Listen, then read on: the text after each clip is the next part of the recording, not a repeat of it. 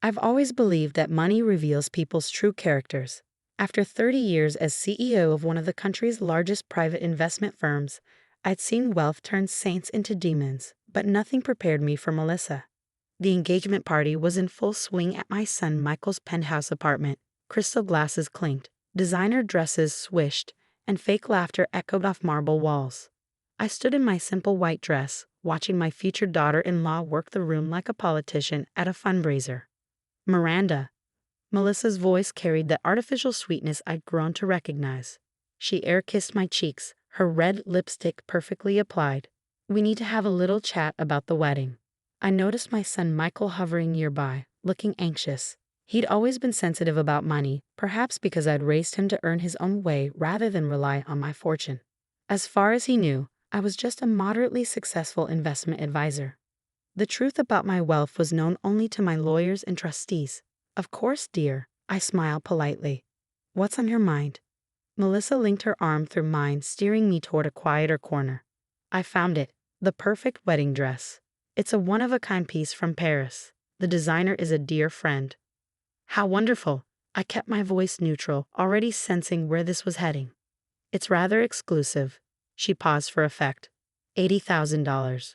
But absolutely worth every penny for your only son's wedding, don't you think? Michael's face paled. Mel, honey, we discussed this. Hush, darling. She waved him off. This is between me and my future mother-in-law. After all, it's tradition for the mother-in-law to buy the dress. I took a slow sip of my champagne. I'm not familiar with that tradition, Melissa. Oh, all the best families do it. She laughed that tinkling laugh that never reached her eyes. Besides, you wouldn't want people talking about how you couldn't provide properly for your new daughter, would you? The room seemed quiet, though perhaps that was just my focused attention on this moment. I think Michael and you should choose a dress within your budget. Her smile froze. Excuse me? Your budget, I repeated calmly. The one you and Michael set for your wedding. I'm contributing the agreed-upon amount for the venue, as discussed. But this is different. Her voice rose slightly. This is my dream dress. Michael, tell her. My son shifted uncomfortably. Mom, if you could help. I mean, we pay you back. No, I kept my voice firm but kind. You both have good jobs. If you want an $80,000 dress, you can save for it. Melissa's facade cracked. Save for it? Save for it?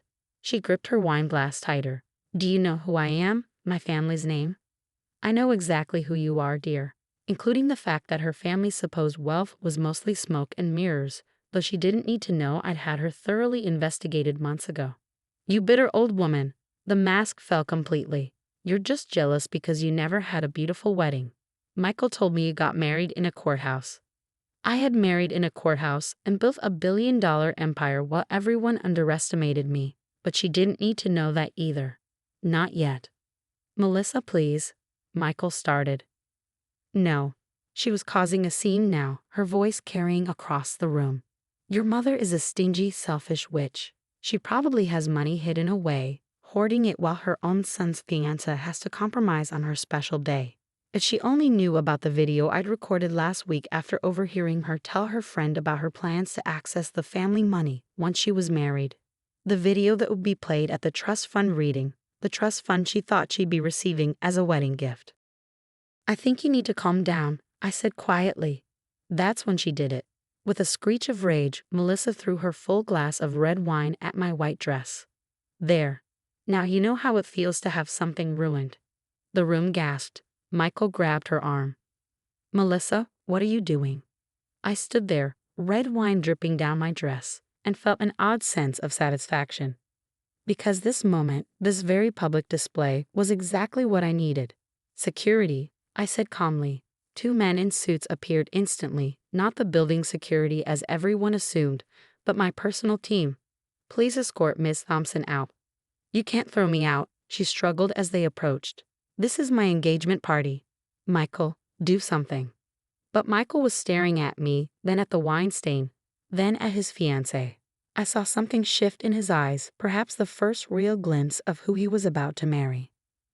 Mel, he said softly, I think you should leave. What? But she's ruining everything. She's just a middle-class nobody, whoa. Actually, I interrupted, pulling out my phone and pressing a button. I'm the majority shareholder of the company that just foreclosed on your father's properties, but we can discuss that at another time. Her face went white. What are you talking about? Security, please. I nodded to my team. As they led her toward the door, I added, oh, and Melissa? The trust fund papers you've been so excited about. They'll be ready for viewing next week. I think you'll find the video message illuminating. After she was gone, leaving behind only the echo of her protests and the smell of spilled wine, Michael turned to me. Mom, what's really going on? I looked at my son, knowing it was finally time for some truths. Let's talk in private, dear. There's quite a lot you need to know about your mother's middle-class business acumen. The guests buzzed with whispers as we left the room, but I didn't care. Sometimes the best lessons about money and character come at the cost of a ruined white dress. The morning after the engagement party, I sat in my private office, not the modest financial advisor's space I showed clients, but my real headquarters on the top floor of downtown's most prestigious building. The wall of windows offered a commanding view of the city I quietly helped build. Mrs. Kingston. My assistant's voice came through the intercom. Your son is here. Send him in. I closed the file I'd been reviewing. Ironically, it contained the complete financial history of Melissa's family's decline. Michael entered, looking like he hadn't slept. He stopped short, taking in the massive office with its elegant furnishings and a wall of international awards, all bearing my name. Mom, his voice cracked slightly. What is all this? This, I gestured around, is what I actually do for a living. Please sit down. He sank into one of the leather chairs, his eyes fixed on the CEO nameplate on my desk. Kingston International Holdings. You're not just a shareholder, are you? You're the founder and CEO, yes. I pulled out a thick folder. And now it's time you understood exactly what that means. But all these years, we lived in a normal house. I went to public school. You made me work summer jobs. I smiled. Because I wanted you to learn the value of work, not the entitlement of wealth. Just like my father taught me. Grandfather. Michael frowned. But he was just a high school teacher who taught economics and invested brilliantly on the side.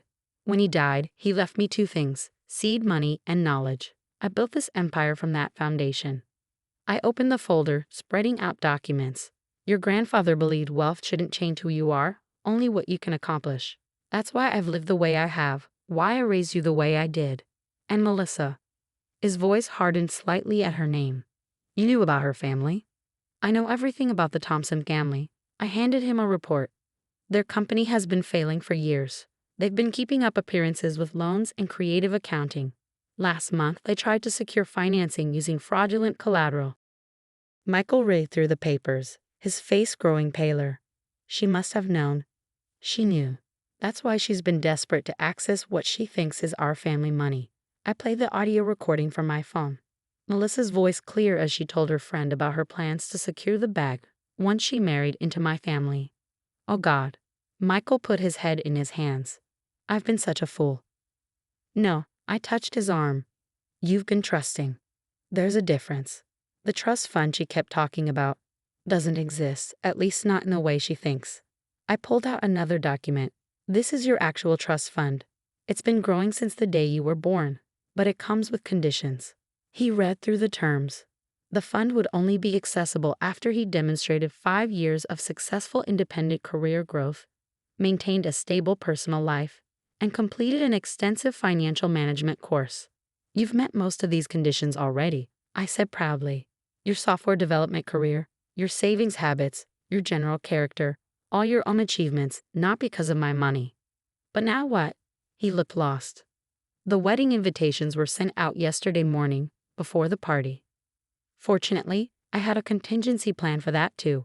I pressed my intercom. Send in Mr. Roberts, please. My head of PR entered carrying a press release. Everything's ready, Mrs. Kingston. We can announce the wedding's cancellation, citing a mutual decision to pursue different paths. All major publications will run it tomorrow. And the video? I asked. Prepare for the trust fund meeting next week. Though after last night's display, we might not need it. Michael looked between us. Video? I nodded to Mr. Roberts, who pulled up a recording on the office's main screen. There was Melissa at various society events mocking my middle-class lifestyle, bragging about how she acts as the family fortune, even discussing plans to push me into retirement once she had control. She never knew about my security team, I explained. They've been documenting everything for months. I think I'm going to be sick. Michael stood, pacing. All this time, but wait, what about her designer friend? The wedding dress. I pulled up another file on my tablet. No such friend exists. The dress she wanted belongs to a major fashion house. They confirmed she's been telling them you pay for it directly. Classic confidence scheme, Mr. Roberts added. She's pulled similar stunts before, just on a smaller scale. Michael stopped pacing. Mom, why didn't you tell me all this sooner? About any of it? I stood walking to the window. Because you needed to see it for yourself. If I had revealed everything earlier, you might have always wondered if I'd interfered unnecessarily. Sometimes the hardest lessons are the ones we have to learn firsthand. Like the lesson you taught me about working for what I want. Exactly. I turned back to him. Money is a tool, Michael, not a personality trait. Your grandfather taught me that, and I've tried to teach you the same. The wine on your dress last night, he managed a small smile. You didn't even flinch. Designer clothes can be replaced. Character cannot. Mr. Roberts cleared his throat. Mrs. Kingston, we should discuss the timeline for the announcements. Of course. I handed Michael one final document. This is the complete file on the Thompson family's financial situation. Read it. Understand it. Consider it your first lesson in what we really do here. He took the file, then suddenly hugged me tight. Thank you, Mom, for everything, the lessons, the protection, even the summer jobs. Especially the summer jobs, I smiled. Now how about lunch? There's a hot dog stand outside your first office building that I've always wanted to try. Michael laughed, his first real laugh since last night. The CEO of Kingston International Holdings wants street hot dogs. The CEO of Kingston International Holdings wants to have lunch with her son, I corrected. The hot dogs are just a bonus. As we left the office, my assistant handed me another report, the Thompson family's latest desperate attempt to save their company. I tucked it away for later. Right now, my priority was helping my son heal and learn from this experience. Because sometimes the most valuable things in life aren't written in trust fund documents or measured in designer dress prices. Sometimes they're found in moments like this, walking with your child, sharing simple food, and knowing that while money can buy many things, it can't buy the wisdom to use it well. 1 week later, I sat in my conference room, watching Melissa's face as my lawyers played the video evidence of her schemes. Her perfect makeup couldn't hide her growing pallor as her own words echoed through the room. As you can see, my lead attorney concluded, any legal action would be ill-advised. Mrs. Kingston has been quite generous in offering to handle the wedding cancellation announcements discreetly. Melissa's father, once proud and pompous, seemed to have aged years and days. This is all a misunderstanding, he stammered. Melissa was just caught, I finished quietly, just like your company was caught using fraudulent collateral. Please, Melissa finally spoke, her voice lacking its usual arrogance. You don't understand. Our family name is worth exactly what you've made it worth. I opened a folder. However, I'm prepared to offer you a choice. Both Thompsons leaned forward eagerly. Option 1. You sign these papers agreeing to never contact my family again, and I'll arrange refinancing for your company with legitimate terms and oversight. And Option 2, Mr. Thompson asked. I let the fraud charges proceed and your family name becomes famous for something entirely different. Melissa's hands shook as she reached for the papers. You planned this all along, didn't you? Even that white dress at the party. I planned to protect my son. I corrected. The dress was just a bonus. Sometimes the best lessons leave a stain. After they left, Michael entered the conference room. He'd insisted on watching from the adjacent office. That was intense. That was business. I started gathering the documents. Sometimes kindness and consequences can coexist. The refinancing offer was kind, he agreed. After everything they did. Revenge is expensive, I said, quoting my father. Good business is priceless. We walked to the elevator together, and I noticed how differently he carried himself now, more aware, more focused. Mom, he said as we descended, I'm ready to learn, really learn, about all of this. I smiled. Good. Because that trust fund has one more condition we haven't discussed. What's that? You'll need to earn your way into the company, starting from entry level, just like I did. He grinned. Let me guess, no special treatment. Well, I adjusted my jacket. Maybe we'll skip the hot dog cart lunch breaks. Once was enough. We both laughed, and I felt the last tension from the past weeks dissolve. My son had learned valuable lessons about money, love, and character, lessons that would serve him better than any trust fund. As we reached the lobby, my phone buzzed with news. The Thompson refinancing was already being processed. Sometimes the best revenge isn't revenge at all. It's showing others a better way forward, even if they don't deserve it. Ready for your first real lesson? I asked Michael. Always, he replied. Just promise me one thing. What's that? No more white dresses at business meetings. I linked my arm through his. Deal. Now, let's go build something worthy of that trust fund you're going to earn. Because in the end, it was never about the money. It was about the wisdom to use it well, the strength to stand firm, and the courage to wear white to a party where you know someone might throw wine.